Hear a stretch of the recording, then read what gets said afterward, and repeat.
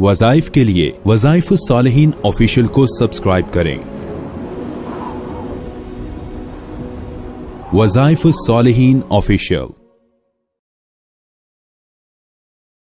नहमदुहु व नुसल्ली व नुसल्लिमु अला रसूलिहिल करीम, अम्मा बाद फ़अऊज़ु बिल्लाहि मिनश शैतानिर रजीम, बिस्मिल्लाहिर रहमानिर रहीम। मैं रबीउल अव्वल की 3 तारीख का एक ऐसा मुख्तसर अमल दूंगा, अगर आपने ये अमल मुजर्रब किया तो पूरा साल आप पे जादू और कोई बीमारी, कोई आफत जो है वो नहीं आएगी। आप जादू, जिन्नात और आफात से बचे रहेंगे और अल्लाह रब्बुल इज्जत आपकी हिफाजत फरमाएंगे, अल्लाह के फरिश्ते आपकी हिफाजत फरमाएंगे और अल्लाह की नेक मखलूक जो है, गैबी मखलूक, वो आपका हिसार रखेगी, आपकी हिफाजत रखेगी। अब ये इतना मजबूत अमल है कि इसको बड़े बड़े अकाबिर उम्मत ने इख्तियार किया है, बड़े बड़े अकाबिर उम्मत ने इख्तियार किया है। और हजरत हसन बसरी रहमतुल्लाह अलैह खास तौर पर जो है वो अपने अकीदतमंदों को ये अमल मुजर्रब बतौर इस्मे आज़म फरमाया करते थे। और अगर आप इसको इसमें आज़म भी कहें तो इसमें कोई शक नहीं है, गुंजाइश नहीं है कि आप इसको,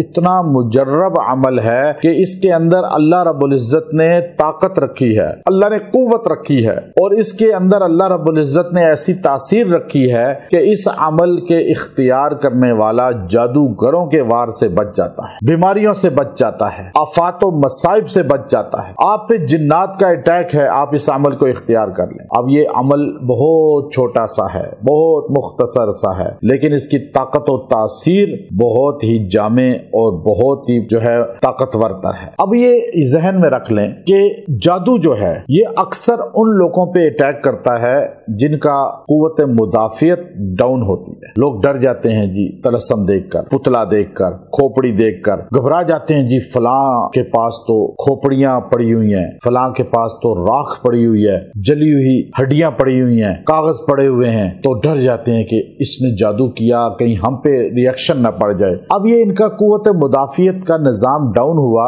तो अब इन पे जादू अटैक हो जाएगा। सहाबा इकराम रिज़वानुल्लाह ताला अलैहिम अजमईन पर जो है बड़े बड़े लोगों ने जादू किया, काफरों ने। अब हजूर अलैहिस्सलाम पे जो हुआ वो तो आजमाइश के तौर पे हमें बताना था कि जादू का इलाज ऐसे होता है, लेकिन सहाबा इकराम के कुव्वत मुदाफियत बहुत मजबूत थी और आपका यकीन और ईमान बहुत मजबूत था और नबी करीम सल्लल्लाहु अलैहि वसल्लम की तरबियत में रह के ये सीखा था आपने, तो इसलिए उन पर जादूगरों के वार कामयाब नहीं होते थे। लेकिन जब ताबईन का दौर आया तो थोड़े बहुते वार होते गए, फिर ताबईन वज़ाइफ बताते थे इस तरह के, फिर उसके बाद के जमाने में करते करते करते ये ज़ौफ आता गया। अब इतना ज़ईफ हो गया इंसान कि बड़े बड़े दीनदार लोग भी वो ज़ौफ का शिकार हैं। तो इसलिए अब आपको मुआलिज की जरूरत पड़ती है, अब आपको जो है किसी जादू के इलाज वाले की जरूरत पड़ती है जो इसमें प्रैक्टिस और महारत रखता हो। हालांकि हर बंदा इलाज कर सकता है। बाद लोग कहते हैं जी मुआलिज की जरूरत नहीं है, आमिल की जरूरत नहीं है, आप खुद कुरान पढ़ें। नहीं, फिर आप डॉक्टर के पास क्यों जाते हैं? डॉक्टर भी तो